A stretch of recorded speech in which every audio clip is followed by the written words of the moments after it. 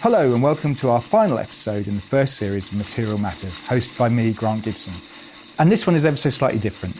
Whereas in previous podcasts, we've been meeting a maker, designer, artist or architect who is linked to a material or technique, today we're meeting someone who is renowned for discussing and sometimes critiquing the stuff that surrounds us.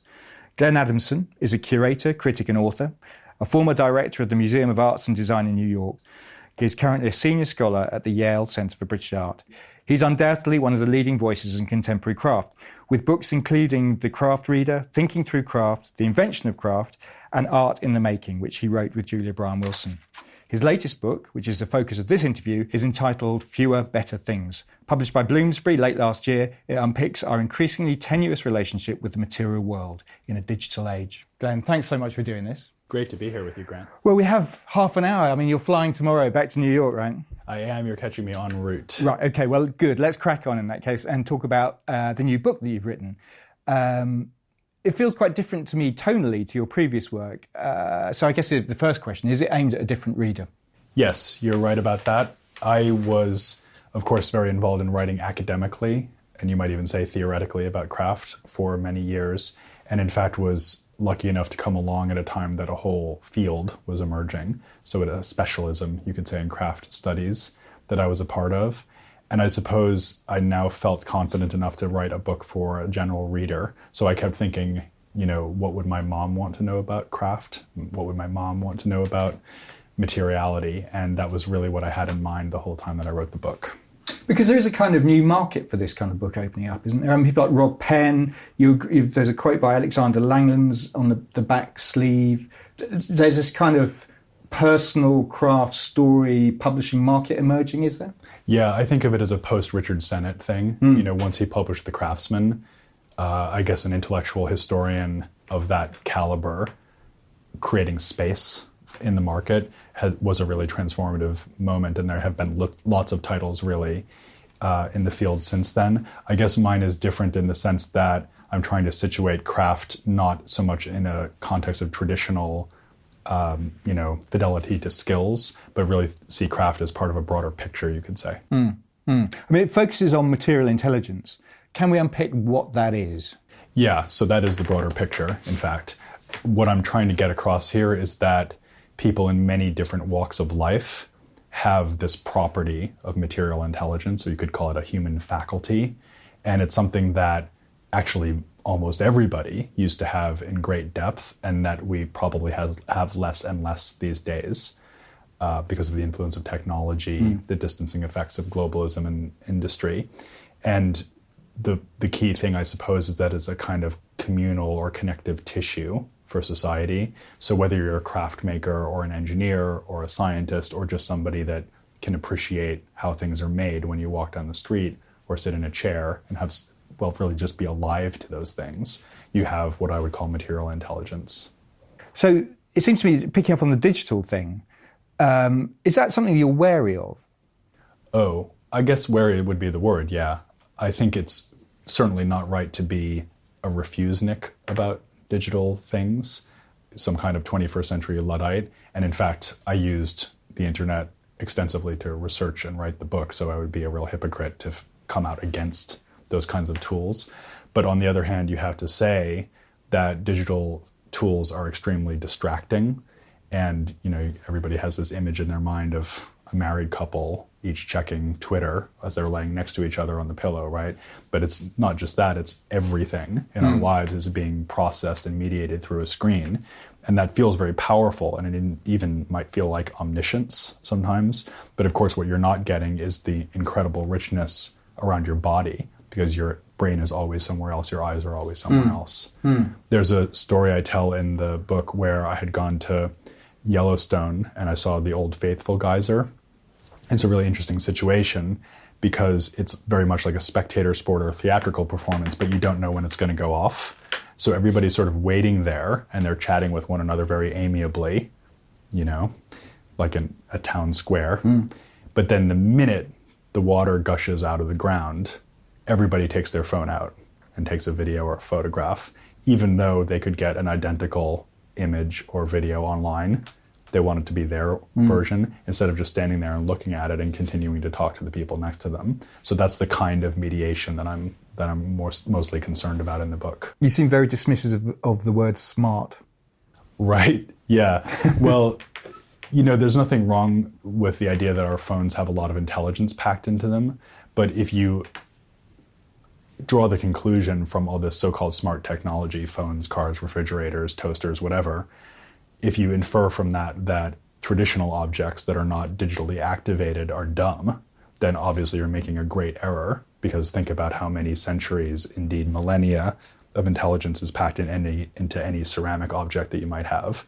And it's really having a respect for those kinds of analog intelligence that I think I'm trying to get across in the book. Yeah, I mean, talking about that kind of analog intelligence, in one of the opening chapters of the book, you write, and I'm going to quote at a little bit of length, as a culture, we're in danger of falling out of touch, not only with objects, but with the intelligence they embody, the empathy that is bound up in tangible things.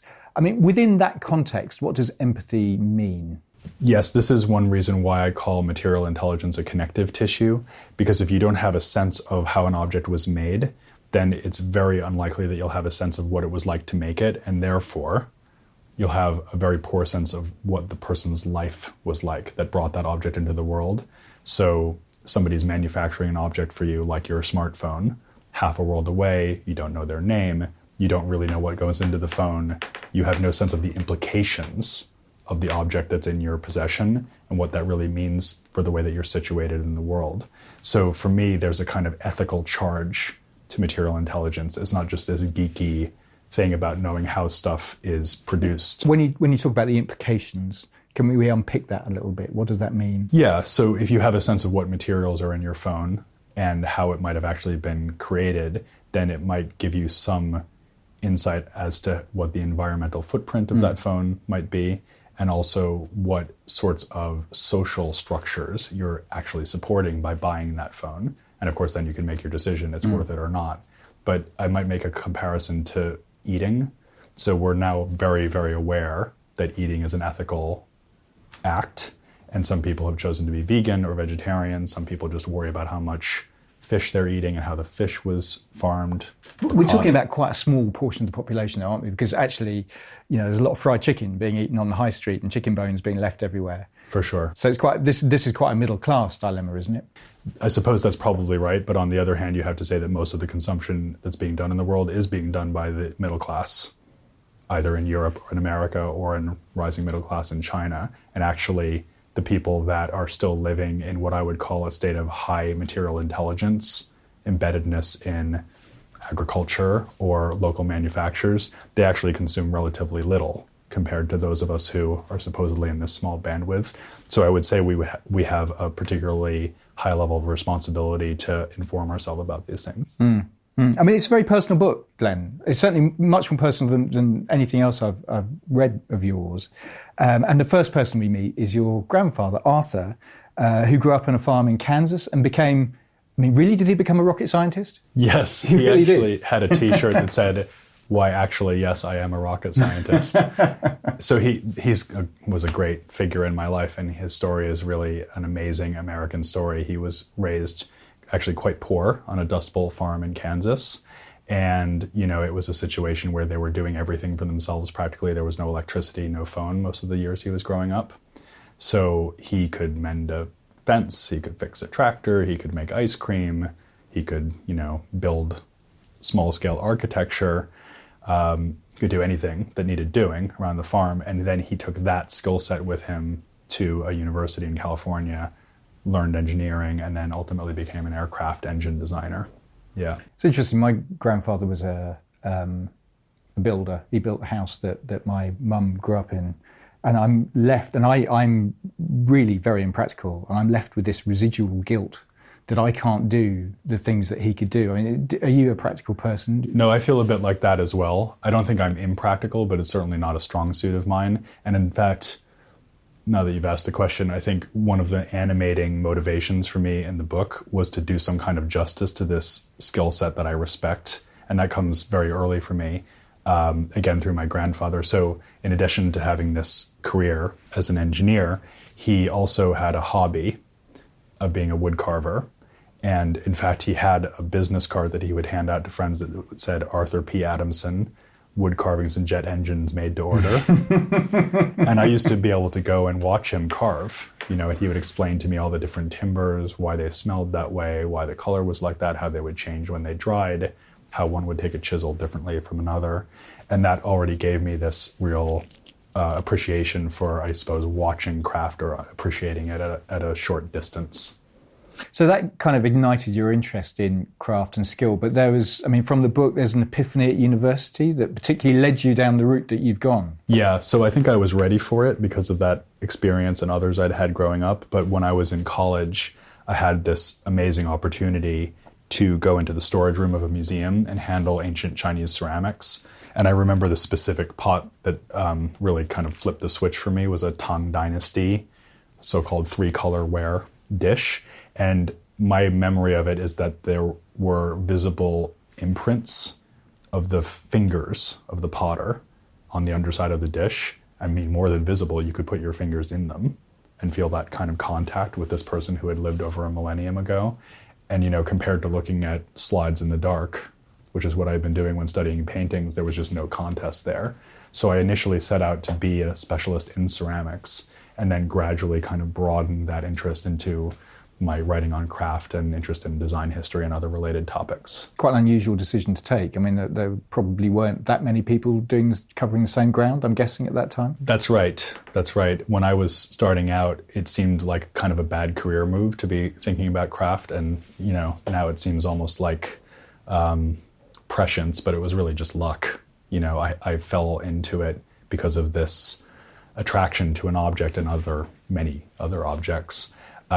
And in a lot of ways, I often think that my career as a theorist and a historian has really been more like a matter of trying to live up to that initial charge, that electric connection that I had with those things, which I don't think makes it a dishonest thing to be trying to intellectualize it. But I also felt like I should write a book that was much more directly about that sense of the connection that you can have with things. Because you write about craft, and I quote, being bound up in an inferiority complex. How did that happen? And is there some love that you have for an underdog in that case? Yeah, I think it's more than love. I think it's more like a sense of social justice, frankly, which sounds a bit grand. But I wrote a book called The Invention of Craft, which was really about this question you've just asked. How did we get into the current state of affairs where craft is seen as the underdog, as marginal, as backward-looking or traditional, small-scale, inefficient, all the things that are said against it. And it gradually dawned on me that had to come about sometime and somewhere. And so I located that story really in England at the time of the Industrial Revolution. And the thought that I had was that at the same time that industry was invented by these capitalists, craft was invented as its necessary opposite. And of course, it was often located either in the home, in women's work, or in what the working class did, the actual laborers who needed to be led around and managed by the capitalists, or more and more often it was located elsewhere in the empire. So it was in India or it was in Africa. And when you think about it that way, you realize that the systematic deprioritization of craft, it's being relegated into a secondary status, is actually a way of relegating people to a secondary status. And that's really the power dynamic that's at work. So there's more at stake here in respecting material intelligence. There's more at stake than simply being able to appreciate the chair you're sitting in, although that's good. And there's even more at stake than understanding how that specific chair might have been manufactured and what that means. There's also a sense in which respect for material intelligence is respect for people that customarily are disrespected in our culture, and that's a very important project. It's interesting because I think I'm right in saying that in that book also you illustrate how craft was actually a vital part of the Industrial Revolution as well. And this is the great irony, that craft, as I always like to remind people, means power. That's where the word comes from, and still in German, Kraft with a K means power. And the reason that craft needed to be relegated to that secondary status in the first place was so that it could be controlled. And part of that story is that the Industrial Revolution itself was incredibly dependent on the skills of highly adept, highly trained artisans who were machine builders or repair people or so to make the prototypers. tools that the Industrial Revolution was fueled by, fundamentally. And also pattern makers. If you want to make a machine tool or a train, you need very highly skilled wood carvers to cut the patterns for you. How often do we hear about them? Never. But then in some ways they are the people that actually made the Industrial Revolution happen. So it's telling those kinds of stories, and again, it's a great example of material intelligence at work. If you look at an object and you realize that somewhere back in its story there's a skilled pair of hands, that tells you a lot more than might be evident to you if you don't have that kind of acuity and ability to read the objects around you. I often say, if you have material intelligence, you walk around the world and see it clearly in the same way that somebody reads a page of a book when they can read the language that book is written in. So where is craft now? I mean, it's quite fashionable, isn't it? It's part of hipster culture. Is this a good thing? I think it probably is a good thing. There's always these questions, when things go mainstream. It's like punk. When punk music went mainstream, was that the big sellout, or was it actually a very useful transformation of mass culture that made it more liberatory and more permissive? And I am kind of an optimistic person, so I tend to think that these moments where resistant or marginalized points of view do get sucked into the vortex of the mainstream, that's actually how positive change happens. So I do give people like Richard Sennett a lot of credit for, taking what seemed like a very unfashionable topic, lending their authority to it, lending their thinking to it, and being part of that process of recuperation and attention building. Do you think Matthew Crawford was part of that? Yeah, although I don't have quite as positive feelings about Matthew Crawford because he's guilty of a certain kind of stereotyping, self-stereotyping really, which I don't agree with, and I think it's ultimately quite unhelpful. So I think, How is he stereotyping? So his deal, for people who haven't read the book, is that he's a mechanic, so he repairs motorcycles, and he had a white-collar career previously sitting at a desk, and basically he says there's no way to have a good life if you're stuck at a computer screen all day, and everybody needs to get out there and do things like I'm doing. But of course, he wouldn't have a job repairing motorcycles if there weren't executives at places like Harley-Davidson getting them manufactured and sold. So it's an obviously hypocritical and contradictory position he's taking. And really what you want to do is understand the role of craft and engineering and other kinds of material intelligence as being part of a broader range of intelligences which should also be valued. So it's not a matter of holding up craft and saying this is the one thing that's worthwhile and to hell with everything else. It's a matter of holding up craft and saying this is part of this bigger picture and we should all value everyone's capabilities, hopefully as democratically and fairly as possible. I mean, coming back to your relationship with craft, Glenn, leaving Matthew aside for a moment, you wrote a piece for a magazine I used to edit where you essentially waved goodbye to the field a few years ago. Yet here we are talking about craft. You have a new book on the subject out. What happened? Yeah, this is the sort of thing you'd never live down. You should never let me publish that, Grant. So this was in Crafts magazine, and I wrote this essay called Goodbye Craft, and it was quite a specific thing, actually. I thought I was going to be doing an exhibition at the V&A about the concept of the future, and it wasn't a particularly craft-centered show. It was going to take me 4 years, and I thought, okay, I'm moving on. But then what happened was I got the directorship at the Museum of Arts and Design, and I remember I actually put on Facebook, the whole message was Hello Craft, with the link to my announcement that I was joining the museum.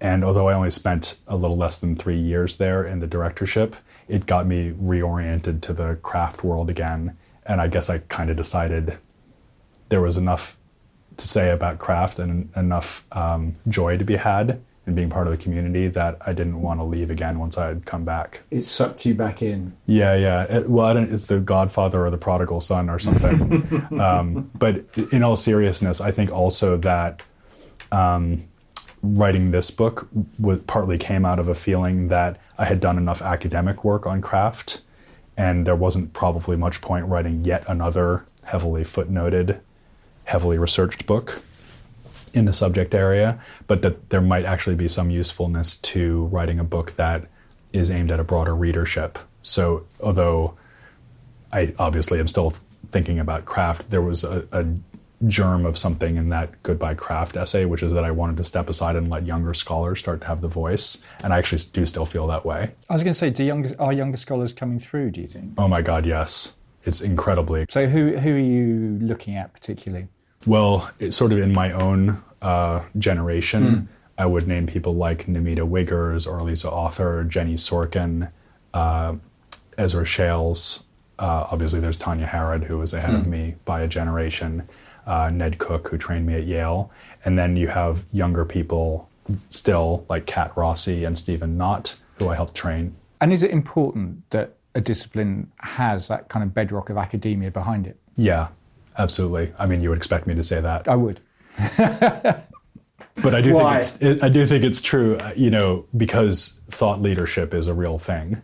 And if you don't have academics generating the ideas, we've mentioned Sennett a couple of times as a great example, then the ideas that do end up in circulation are the stereotypes and are the reductive ones and are the ones that will also be probably used for corporate interest and don't have any criticality in them and aren't ultimately probably going to be very empowering.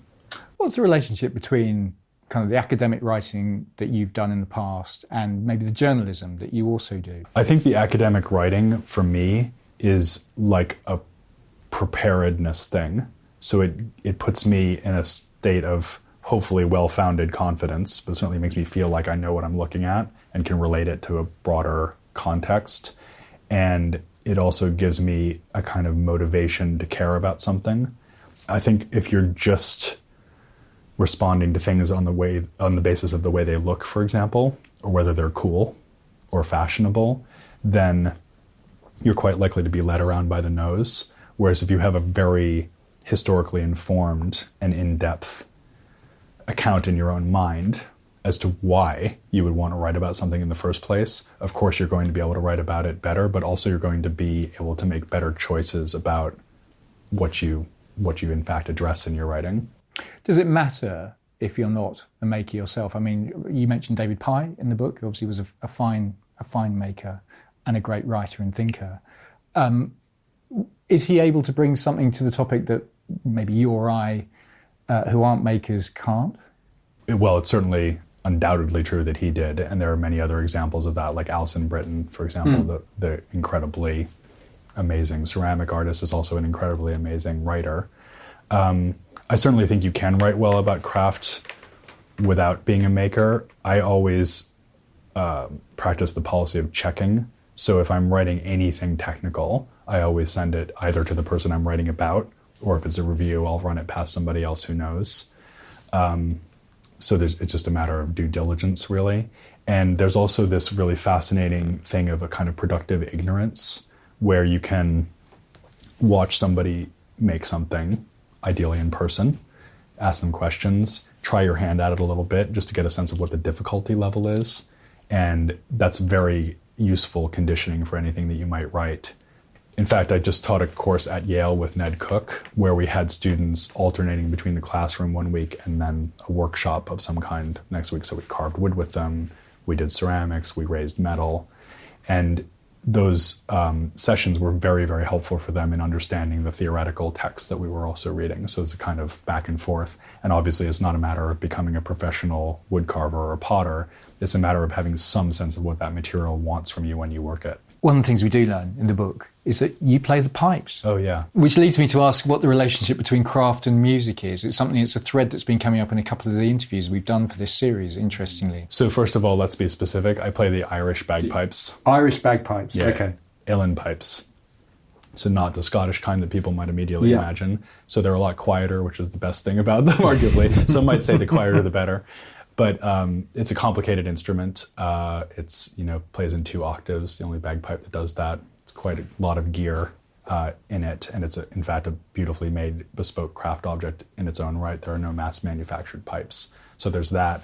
Is that what drew you to it in the first place? Oh, in part, for sure. But also just the sound of it. It's a very haunting and beautiful instrument. And I had been playing simple Irish music on other instruments before committing to it. So just to answer your question, there's a comparison that I make in the book between traditional music, like folk music, you could say, and making, where it's entirely embodied. So although I can read music, I would only ever read music just to learn the basics of the tune. And then most of the rest of the learning is a matter of embellishment. And also you pick up variations by playing with other people. And that's very similar to how somebody learns in a workshop situation. It's not really something you learn from a book, although it might give you pointers or a basic skeleton. It's really something you have to learn with your body. And also you associate it to other people that you've worked or played with. I mean, changing tack for a moment, because we don't have that long together. You have a plane to catch. One of the other things that crops up in the book, one of the other themes that crops up recurrently is museums and the role of museums. You've spent a certain degree of your life as a curator, obviously. And I'm wondering what the role of the curator is in the digital age. Big question. I think it's changing massively. And the most important and obvious thing is that curators used to be repositories of information. And now the information, generally speaking, is out there somewhere. Not always, obviously, but it used to be that a curator was first and foremost a kind of sorting operation, because you couldn't stick a word into a box and search it and get all the objects to come up for you. So the curator had to actually do that. And it meant that curators were prized principally for the information they carried around in their heads. And of course, that was true in lots of other walks of life as well. So like all those other professions, curating is being disrupted. And I think the general tendency has been for curators to become more like impresarios and show people. So again, the tendency has been for curators to think a lot more about space and how they shape space and how objects can almost be props within these spectacular settings. And of course, the issue of personal connection is also paramount. And, you can talk a lot about the way that social media and other online platforms has raised the currency of networks and connections. But that's certainly something you see in curatorial work as well. And now people often say every curator is a development officer, in other words, a fundraiser. So that's really where the curatorial job description is going. It's towards spectacle and money. I was going to say, because impresario would tend to suggest or denote entertainment. Is that part of what you do, Glenn? Absolutely. And if you don't take that seriously, then you're probably not going to be an effective curator. You know that term infotainment that people sometimes use? I think curating is almost the embodiment of that problematic term. So this is another area where material intelligence turns out to be really helpful, because again, it's a job description and you can do it well or poorly. I think it's not a good idea to say, oh, this is terrible and curating shouldn't be like this, because you can say that, but that probably just means somebody else is going to get the job or end up curating the show. So what you have to say is, given that this is the state of affairs, how can I curate effectively? And so for me, it is about having a passion and a knowledge for objects.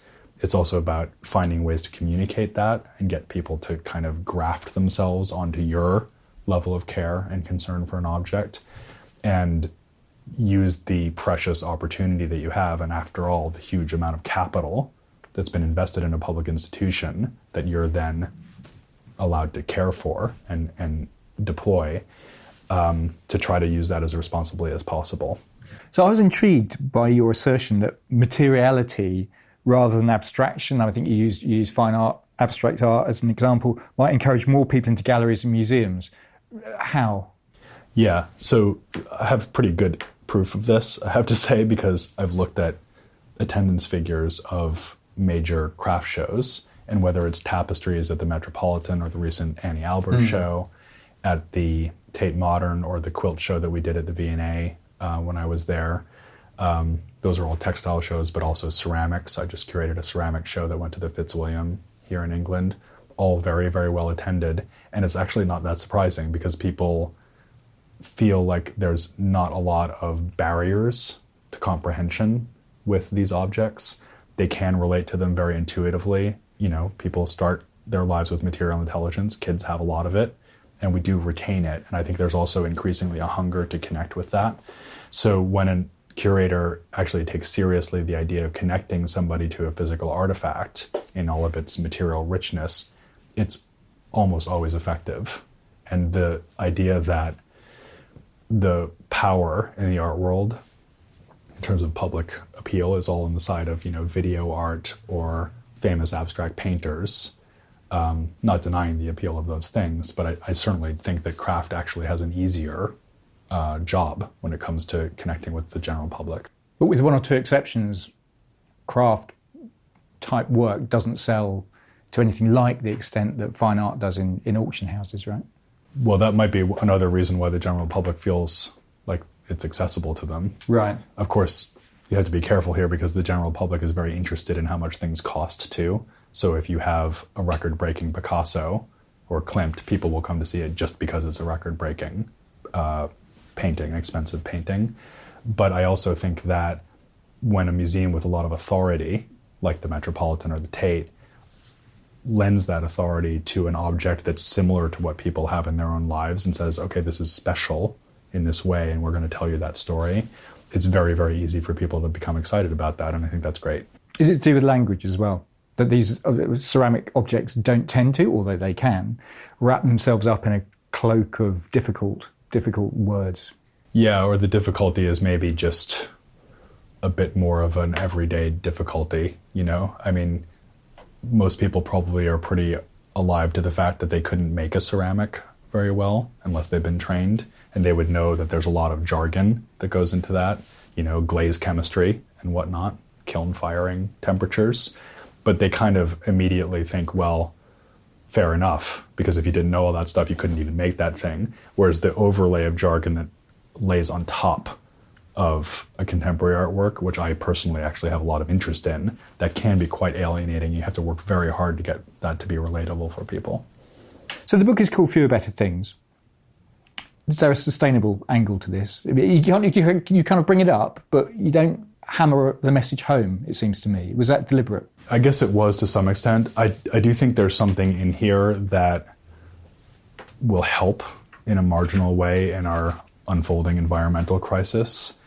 And that's maybe a bit obvious, almost too obvious to belabor, but if you have a smaller number of things that you care more about and you also don't throw them away, then clearly you're going to have a smaller carbon footprint. It's just that simple. Whether the kind of ethical stance and aesthetic stance that I'm advocating in the book would be anything like equal to deal with the impending climate change as most respectable scientists are predicting, I sincerely doubt. So I really don't want to overstate the claim that this is like the manual for a better environment. I think it would help, and anything that helps is helpful. But I also think that the claims that I'm making about social connectivity and having having a sound ethical relationship to your fellow human beings, that's really where I would see the greater promise of this way of thinking. I mean, one of the kind of overwhelming elements of contemporary life is fashion, and the fashion comes up a little bit in the book. What's the relationship between fashion and material intelligence? Do materials go in and out of fashion? They do. And of course, fashion in the sense of clothing is one of our most obvious examples of material intelligence at work. And actually, it's also something that's killing the planet. I mean, we're talking about the sustainable angle. Right? Definitely. And there's been a lot of thinking about this recently. There was a great show at the Museum of Modern Art, in fact, called Is Fashion Modern?, which really placed a lot of emphasis on the damage being created by the fashion industry. And it is a really good example, too, of an area where people do have a lot of sensitivity to the material reality. I mean, after all, it's on your body all day, every day, practically. And so you have a lot of awareness of that, even if you don't have a lot of technical knowledge. And that's a really good example of an arena where you might be able to build on the sense that people already do have within themselves of what their clothes are and how they feel and what signals they send, and try to build that into a broader sense of awareness. But equally, as you say, fashion can be highly destructive. And if you're only thinking about its cheapness or its appearance and you're not grounded in that kind of material intelligence, then you're quite likely to have an absolutely immoral relationship to your own clothes, which sounds like a strong way to say it, but it's true. I'm very aware I've got to let you go. So, final question. If there's one thing you'd like the reader to take away from your book, what would that be? That's a really good question. I think what I really want people to take away from the book is a questioning frame of mind and a curiosity. So next time they walk down the street, next time they buy a shirt, next time they buy a gift for somebody, just have them notice things, even notice things they don't know. That's obviously how you start. You know, how is that rug woven? How is that manhole cover cast? How is the asphalt laid on the street that I'm walking down now? That's the kind of state of mind that I'm hoping to put people in, because once you start wondering, you'll find the answers. Brilliant. Fewer Better Things, published by Bloomsbury, is available from all good bookshops now. Very good. Glenn Adamson, thank you so much for your time. Thanks, Grant. It's been great.